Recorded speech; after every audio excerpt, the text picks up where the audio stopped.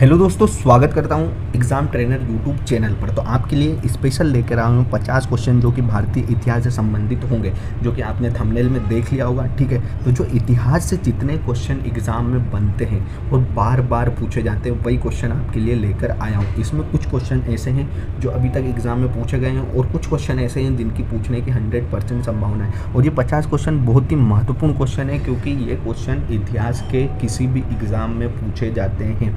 ठीक है, और इसमें बच्चा कंफ्यूज हो जाता है, तो वही चीज़ें आपको आज क्लियर कर दी जाएगी विथ डिटेलिंग। हर एक क्वेश्चन के बाद डिटेल बताई जाएगी आपको। ठीक है, तो ये आपकी हर एक एग्ज़ाम के लिए इम्पोर्टेंट होगा। जैसे कि आपको पता है कि दिल्ली पुलिस की एग्ज़ाम आने वाली है। ठीक है, एसएससी की बहुत सारी एग्ज़ामें आने वाली है, उन सब के लिए बहुत महत्वपूर्ण है। उसके बाद आपका जो व्यापम या जो मध्य स्टेट लेवल की एग्ज़ाम की तैयारी कर रहा है, उसके लिए भी बहुत ही महत्वपूर्ण सीरीज़ रहेगी। ठीक है, तो आइए शुरू करते हैं। सबसे पहला क्वेश्चन बनता है कि धातु से बने सिक्के सबसे पहले प्रकट हुए थे। तो सबसे पहले ये प्रकट हुए थे हड़प्पा सभ्यता में। कहाँ? हड़प्पा सभ्यता में। जो धातु से बने सिक्के थे वो सबसे पहले कहाँ प्राप्त हुए थे? हड़प्पा सभ्यता में से प्रकट हुए थे। अगला क्वेश्चन देखते हैं। उस गणतंत्र का नाम बताइए जो 6ठी शताब्दी ईसा पूर्व जातियों का राज्य संघ था। तो उस गणतंत्र का नाम होगा वज्जी। ठीक है, वज्जी गणतंत्र है जिसमें क्या हुआ था कि 6ठी ईसा पूर्व जातियों का राज्य संघ था। ठीक है, ये देखिए इसका राइट आंसर क्या होगा? वज्जी। ठीक है, आगे बढ़ते हैं। अगला क्वेश्चन है कि प्रसिद्ध शिव मंदिर का निर्माण किसने करवाया था? जो एलोरा की गुफा है उसमें स्थित शिव मंदिर, जिसका निर्माण किसने कराया था? तो ये किसने कराया था? राष्ट्रकूट वंश कृष्ण प्रथम ने। किसने? राष्ट्रकूट वंश कृष्ण प्रथम ने करवाया था। ये जैसे कि आप देख सकते हो। ठीक है, जो एलोरा में प्रसिद्ध शिव मंदिर है उसका निर्माण राष्ट्रकूट शासक कृष्ण प्रथम ने करवाया था।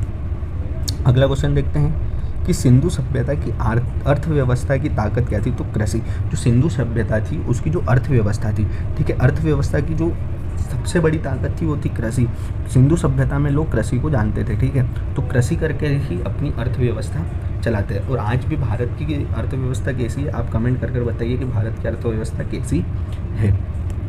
अगला क्वेश्चन है कि इलाहाबाद स्तंभ शिलालेख किसने बनवाया था? तो किसने बनाया था? हरिसेन ने। जो इलाहाबाद में स्तंभ शिलालेख है वो किसने बनवाया था? हरिसेन ने बनवाया था। किसने? हरिसेन ने। ठीक है, जो इलाहाबाद स्तंभ शिलालेख है वो हरिसेन ने बनवाया था। आगे बात करते हैं। आगे क्वेश्चन है कि राजस्व अधिकारी टोडरमल ने किसके अधीन सेवा की थी? तो किसके अधीन सेवा की थी? शेरशाह ने। जो राजस्व अधिकारी थे टोडर अगर पूछ ले कि टोडरमल क्या थे, तो ये थे एक राजस्व अधिकारी थे। ठीक है, उन्होंने किसके अधीन सेवा की थी? तो जो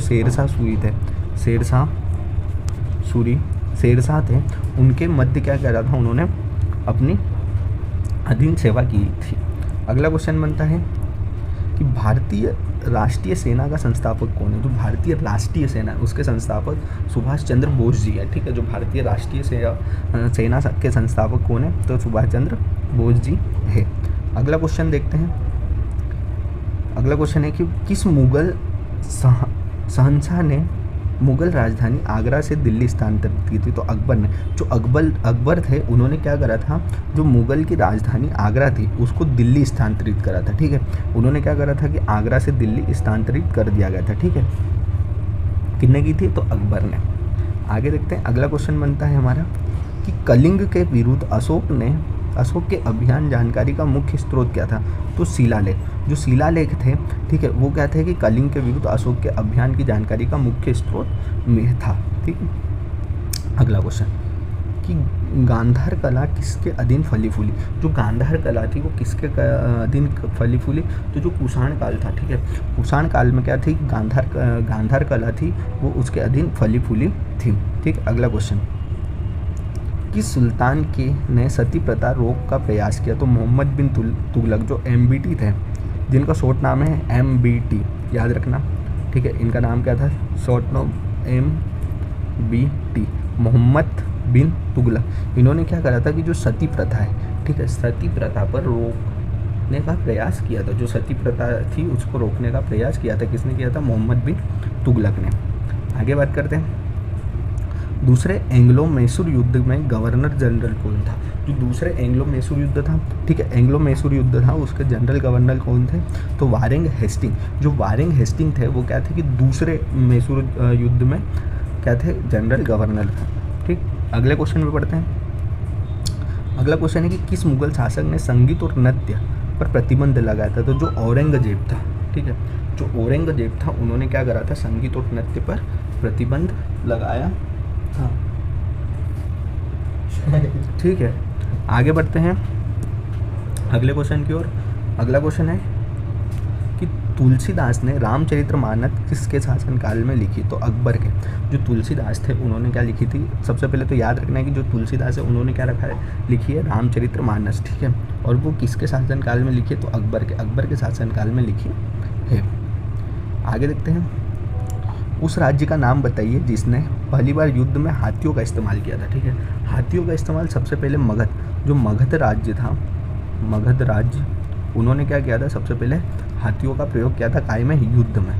ठीक है, आगे बढ़ते हैं। अगले कि ताजमहल किसके द्वारा बनवाया गया था? तो जो शाहजहाँ थे, शाहजहाँ ने बनवाया था। जो ताजमहल है वो किसने बनवाया था? शाहजहाँ ने बनवाया था। ठीक है, और ताजमहल के निर्माण में 20 साल लगे थे। कितने लगे थे? 20 साल लगे थे। ठीक है, और निर्माण किसने करा था? शाहजहाँ ने। आगे बढ़ते हैं। उपनिषद शब्द का शाब्दिक रूप से अर्थ क्या है? तो पास बैठना। ठीक है, जो उपनिषद शब्द का शाब्दिक रूप से अर्थ है वो क्या है? पास बैठना। आगे बढ़ते हैं। अगला क्वेश्चन है, जिस मनीषी पंडित ने दक्षिण भारत में आर्यीकरण किया थे वह कौन थे? तो वो थे अगस्त्य। ठीक है, अगस्त्य ने क्या करा था कि दक्षिण भारत का आर्यीकरण किया था। ठीक है, आगे बढ़ते हैं। अगला क्वेश्चन दिया है, वैदिक संहिताओं में से भारतीय संगीत का उद्गम किसमें खोजा जा सकता है? तो सामवेद में। जो सामवेद है, सामवेद में क्या, जो वैदिक साहित्यों का जो भारतीय संगीत का उद्गम हुआ है वो काय में खोजा जा सकता है? सामवेद में खोजा जा सकता है। अगला क्वेश्चन है कि प्राचीन भारत में प्रसिद्ध बौद्ध विश्वविद्यालय का नाम बताइए। जो तक्षशिला था, तक्षशिला क्या है? बौद्ध विश्वविद्यालय है। ठीक है, ये भारत के प्राचीन समय का विश्वविद्यालय है। ठीक है, इसका नाम क्या है? तक्षशिला। ठीक है, कौन सा? बौद्ध विश्वविद्यालय का नाम क्या है? तक्षशिला, याद रखना है। ठीक है, और पूछ भी लेके तक्षशिला कौन सा विश्वविद्यालय था? तो बौद्ध विश्वविद्यालय। अगला क्वेश्चन है, हर्ष चरित्र के लेखक कौन थे? तो बाण भट्ट थे। जो हर्ष चरित्र के लेखक है वो कौन है? बाण भट्ट है। ठीक, अगला क्वेश्चन है, किस लड़ाई में मोहम्मद गोरी के लिए दिल्ली क्षेत्र खोला गया था? तो किस लड़ाई में खोला गया? जो तराइन की दूसरी लड़ाई थी। ठीक है, तराइन की जो दूसरी लड़ाई थी उसके लिए क्या करा गया था? मोहम्मद गोरी के लिए दिल्ली का क्षेत्र खोला गया था। तो अगला क्वेश्चन है कि आर्य पूर्वों के साथ संघर्षों में सफल क्यों रहे? तो उन्होंने क्या किया था कि घोड़ों द्वारा चलाए गए रथों का प्रयोग किया था। उन्होंने क्या युद्ध में घोड़ों के द्वारा चलाए गए रथों का प्रयोग किया था, जिसके कारण वो क्या रहे थे? संघर्ष में हमारे सफल रहे थे। ठीक है, अगला, चोल राजाओं का शासनकाल था तो तमिलनाडु पर। जो चोल राजा थे उनका शासनकाल कहाँ था? तो उनका शासनकाल था हमारे तमिलनाडु पर। अगला क्वेश्चन है कि सारे जहाँ से अच्छा हिंदुस्ता हमारा गीत के लेखक? तो मोहम्मद इकबाल। जो सारे जहाँ से अच्छा हिंदुस्ता हमारा गीत के लेखक कौन है? मोहम्मद इकबाल। अगला क्वेश्चन है कि प्रथम बौद्ध परिषद कहाँ आयोजित की गई थी? प्रथम जो बौद्ध परिषद थी वो कहाँ आयोजित की गई थी? तो राजगृह बिहार में। राजगृह बिहार में क्या की गई थी? प्रथम बौद्ध परिषद का आयोजन किया गया था। अगला क्वेश्चन देखते हैं कि द्वितीय विश्व युद्ध के दौरान जापान के किन शहरों पर परमाणु बम गिराए गए? तो हिरोशिमा और नागासाकी। जो हिरोशिमा और नागासाकी है यहाँ पर क्या हुआ था? परमाणु बम गिराए गए थे। कब? विश्व युद्ध द्वितीय के समय। ठीक है, द्वितीय विश्व युद्ध के समय। अगला क्वेश्चन है कि दिल्ली में हुमायूं का मकबरा किसने बनवाया था? तो हाजी बेगम। जो हाजी बेगम थी उन्होंने क्या करा था? जो दिल्ली में हुमायूं का मकबरा है वो बनवाया था। तो पूछ ले कि हुमायूं का मकबरा कहाँ है? तो दिल्ली में है। ठीक है, किसने बनवाया था? हाजी बेगम ने बनवाया था। ठीक है, अगला, क्रिप्स मिशन भारत कब आया? तो 1942 में क्रिप्स मिशन भारत आया था। ठीक है, अगला क्वेश्चन देखते हैं, आर्य समाज के संस्थापक कौन है? ठीक है, तो स्वामी दयानंद। ठीक है, दयानंद सरस्वती जो थे वो आर्य समाज के संस्थापक थे। ठीक है, पूछ ले कि आर्य समाज के संस्थापक कौन थे? तो स्वामी दयानंद। ठीक है, दयानंद स्वामी ने किस समाज के संस्थापक थे? तो आर्य समाज के। ठीक है, आगे बढ़ते हैं। भारत माता नामक प्रसिद्ध पेंटिंग के चित्रकार अवनींद्र नाथ टैगोर, जो अवनींद्र नाथ टैगोर थे, उन्होंने क्या भारत माता नाम प्रसिद्ध पेंटिंग के चित्रकार थे। अगला क्वेश्चन देखते हैं, किस भारतीय शासक ने कलिंग युद्ध लड़ा था? ठीक है, किसने लड़ा था कलिंग का युद्ध? तो अशोक ने कलिंग का युद्ध लड़ा था। अगला क्वेश्चन बनता है, कौन से दशक में उपनिषदवाद समाप्त करने का युग कहते हैं? तो 1950 को कौन सा युग कहते हैं? जो उपनिषदवाद समाप्त करने का युग कहते हैं। जो डिकाइनोलाइजेशन है वो समाप्त करने का युग कौन सा था? 1950। अगला क्वेश्चन, पंचतंत्र कथाओं का संकलन किसे कहते? तो विष्णु शर्मा। जो पंचतंत्र कथाओं का संकलन किसने किया? तो विष्णु शर्मा ने किया। अगला क्वेश्चन, कथकली नृत्य किस राज्य से संबंधित है? तो केरल से संबंधित है। हाँ दोस्तों, और एक चीज़ और आपको बता देता हूँ, जो कथक नृत्य है, कथक, वो हमारी यूपी से संबंधित है, और कथकली पूछ ले तो ये कहाँ से है? केरल से। ठीक है, आगे बढ़ते हैं। कौन से गोलमेज सम्मेलन में महात्मा गांधी ने भाग लिया था? तो द्वितीय गोलमेज सम्मेलन 1931। जो द्वितीय गोलमेज सम्मेलन था 1931, उसमें क्या महात्मा गांधी जी ने भाग लिया था। अगला क्वेश्चन, इंडिका किसने लिखी? जो इंडिका है वो किसने लिखी? तो मेगस्थनीज ने। ठीक है, जो मेगस्थनीज थे उन्होंने क्या लिखी? इंडिका। तो इंडिका के रचयिता पूछ ले तो मेगस्थनीज। ठीक है, अगला, आर्यों ने मनुष्य के जीवन को खालिस्तान में विभाजित किया। 4 आश्रमों में विभाजित किया है। किसमें विभाजित किया है? 4 आश्रमों में विभाजित किया है। किसने? आर्यों ने मनुष्य के जीवन को। अगला क्वेश्चन, गांधी जी ने करो या मरो का मंत्र कब दिया? तो भारत छोड़ो आंदोलन। जब भारत छोड़ो आंदोलन के दौरान क्या गांधी जी ने करो या मरो का नारा दिया था। अगला क्वेश्चन, सिंधु घाटी सभ्यता के लोग किस देवता की पूजा करते? तो पशुपतिनाथ की पूजा करते थे। ठीक है, जो सिंधु सभ्यता के लोग थे। अगला, जॉन ऑफ आर्कर्स की मृत्यु कैसे हुई? तो धर्मद्रोही विधर्मी मानकर जलाने से। ठीक है, धर्मद्रोही या विधर्मी मानकर जलाने से उनकी क्या हो गई थी? मृत्यु हो गई थी। अगला, the kingdom of the God is within you पुस्तक किसने लिखी? तो लियो टॉलस्टॉय ने। ठीक है, अगला क्वेश्चन है कि किस सुल्तान को खलीफा से सम्मानित वस्त्र प्राप्त हुआ था? तो इल्तुतमिश। जो खलीफा से सम्मान वस्त्र प्राप्त हुआ था वो किसे हुआ था? इल्तुतमिश को। अगला, कनिष्क प्रथम किसका पृष्ठपोषण था? तो महायान बुद्धवाद का। जो महायान बुद्धवाद थे वो कनिष्क प्रथम जो था वो क्या था? महायान बुद्धवाद के पृष्ठपोषक था। ठीक है, अगला क्वेश्चन, गीता गोविंद का लेखक कौन था? तो जयदेव। ठीक है, गीता गोविंद के जो लेखक थे वो कौन थे? जयदेव थे। अगला क्वेश्चन है कि जब मार्गरेट थेर प्रधानमंत्री थी उस समय किस देश के साथ ब्रिटेन ने फोलैंड द्वीपों का नियंत्रण प्राप्त करने का युद्ध लड़ा था? तो अर्जेंटीना। ठीक है, अर्जेंटीना से क्या करा था उन्होंने? फोलैंड द्वीपों पर नियंत्रण प्राप्त करने के लिए युद्ध लड़ा था। ठीक है, और उस समय प्रधानमंत्री की बात करें तो मर्चेंट थेचर। जो मर्चेंट थेचर थे उसी समय क्या करा था उन्होंने? ब्रिटेन से फोलैंड द्वीपों के नियंत्रण करने के लिए युद्ध लड़ा था। तो किससे लड़ा था? अर्जेंटीना से। अगला क्वेश्चन,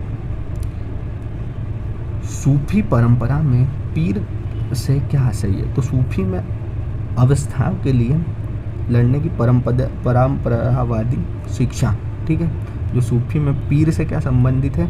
तो परंपरावादी शिक्षा, यहाँ लिखा होगा शिक्षा। ठीक है, अगला, गुरु गोविंद सिंह द्वारा खालसा पंथ स्थापित किस वर्ष किया गया था? 1699 में। 1699 में किसके द्वारा? गुरु गोविंद सिंह द्वारा किसकी स्थापना की गई? खालसा पंथ की। ठीक है, आगे देखते हैं। महात्मा गांधी के राजनीतिक गुरु गोपाल कृष्ण गोखले, जो महात्मा गांधी जी थे उनके अगर राजनीतिक गुरु की बात करें तो वो कौन थे? गोपाल कृष्ण गोखले। अगला क्वेश्चन, 12 अप्रैल 1944 को सुभाष चंद्र बोस ने एक नगर में भारतीय सेना का झंडा फहराया। वह नगर इस समय किस राज्य में शामिल है? तो कहाँ शामिल है? अंडमान निकोबार द्वीप समूह में। ठीक है, एक चीज़ याद, इसमें कम से कम 4 क्वेश्चन बना के देता हूँ आपको। सबसे पहले तो 12 अप्रैल 1944 को सुभाष चंद्र बोस ने किस सेना की स्थापना की? तो भारतीय राष्ट्रीय सेना। ठीक है, फिर भारतीय राष्ट्रीय सेना का स्थापना कब हुई है, कब झंडा फहरा है? तो 12 अप्रैल 1944। ठीक है, फिर भारतीय सेना की स्थापना किसने की? सुभाष चंद्र बोस जी ने। ठीक है, अब उस नगर का नाम क्या है? ये वो अभी केंद्र शासित प्रदेश है, तो वो है अंडमान एवं निकोबार द्वीप समूह। ठीक है, तो इसी के साथ हमारे 50 क्वेश्चन समाप्त होते हैं। आशा करता हूँ दोस्तों कि आपको ये क्वेश्चन अच्छे लगे होंगे। और भी ऐसे क्वेश्चन जानने के लिए अगर आपको यही वाली सीरीज चालू करवाना हो तो कम से कम हम 10,000 क्वेश्चन इसमें कर सकते हैं। अगर आप चाहते हो कि इतिहास के 10,000 क्वेश्चन कराऊँ तो आप कमेंट बॉक्स में कमेंट जरूर करें। ठीक है, और चैनल पर नए हो तो चैनल को सब्सक्राइब कर ले, वीडियो अच्छा लगा तो लाइक करें और अधिक से अधिक अपने दोस्तों के साथ शेयर करें।